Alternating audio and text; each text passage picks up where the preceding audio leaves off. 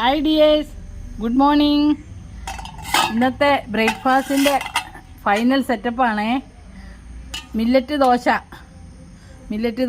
ഇന്നലെ വൈകിട്ട് ഉച്ചയ്ക്ക് ഒരു ഗ്ലാസ് മില്ലറ്റ് ചാമയാണ്, മില്ലറ്റ് 1/4 ഗ്ലാസ് ഉഴുന്ന്, 1/4 ഗ്ലാസ് ചവ്വരി, 1/2 ടേബിൾ സ്പൂൺ ഉലുവ.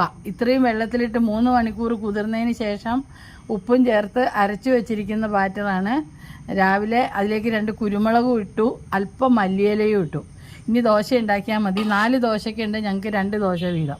ഓക്കെ, അപ്പോൾ 1 ദോശ. ദോശയുടെ ആക്സസറീസ് എന്ന് പറഞ്ഞാൽ ദോശപ്പൊടിയാണ്, പിന്നെ മുളക് വറക്കാമെന്ന് വിചാരിച്ചു. പിന്നെ ഈ ബ്രിഞ്ചാൾ ഇവിടെ ഉണ്ടായതാണ്. അത് അരിഞ്ഞ് വെള്ളത്തിലിട്ട് അതിന് ശേഷം വയലറ്റ് കളറാണ് കൈസ്. ഈ ക്രിയാറ്റിനൊക്കെ കുറയാൻ വയലറ്റ് കളർ ബ്രിഞ്ചാൾ ഒരുപാട് നല്ലതാണെന്നാണ് നമ്മുടെ ഡയറ്റീഷ്യൻ പറയണേ. അത് കാരണം ഞങ്ങളത് എപ്പോഴും പറിച്ച് വയ്ക്കും. വെള്ളയും ഉണ്ട്, എന്നാലും പ്രിഫർ ചെയ്യണ വയലറ്റാണ്. വെള്ള സാമ്പാർ വയ്ക്കും. അപ്പോൾ ഇതിനകത്ത് വെളിച്ചെണ്ണ, ഉപ്പ്, മല്ലിപ്പൊടി, മുളക് പൊടി,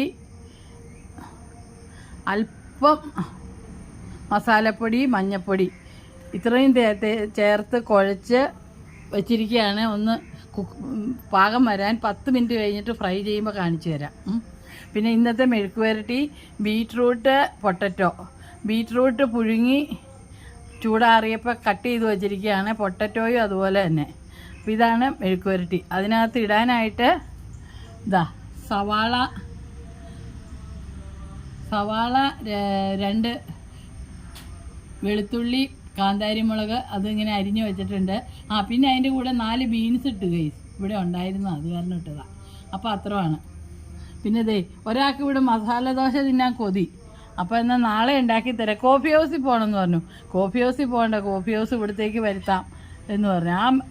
ബീറ്റ്റൂട്ട് ഇട്ട് മസാല ദോശ ഉണ്ടാക്കി കഴിഞ്ഞാൽ ആ മിക്സ് നമുക്ക് ഉണ്ടാക്കാമല്ലോ. എന്തിനാ വെറുതെ കോഫി ഹൗസിൽ പോകണേ? ഞാൻ പറഞ്ഞു ഞാൻ തൊപ്പിയും വെച്ച് വിളമ്പി തരാം. അപ്പോൾ എനിക്ക് ടിപ്പും ബില്ലും ഒക്കെ തന്നാൽ മതി. കാപ്പിപ്പൊടിയും കോഫി ഹൗസിൽ ഇവിടെയുണ്ട്. ഇവിടെ 5 കിലോമീറ്റർ അടുത്ത് കോഫി ഹൗസ് ഉണ്ട് കേട്ടോ, ഇന്ത്യൻ കോഫി ഹൗസ്. അടിപൊളിയാണ്, കാഞ്ഞിരമറ്റം ജംഗ്ഷനിൽ. അവിടം വരെ പോകണ്ടല്ലോ, കോഫി ഹൗസിന് നമുക്ക് ഇങ്ങോട്ട് വരുത്താം. പിന്നെ അടുത്ത വിഭവം എന്താണെന്ന് വെച്ചാൽ മാമ്പഴക്കൂട്ടാനാണ്. ഇന്ന് രാവിലെ ഇവിടെ വീണ് കിട്ടിയ ഒരു മാമ്പഴമാണ്. ഏത്തപ്പഴം പിന്നെ ഇവിടെ ഒരെണ്ണം ഉണ്ടായിരുന്നു. അപ്പോൾ അത് രണ്ടും കൂടെ പുളിശ്ശേരി വെക്കാമെന്ന് വിചാരിച്ചു. പാകത്തിന് പുളിച്ച തൈരുണ്ട്, അപ്പോൾ പുളിശ്ശേരി.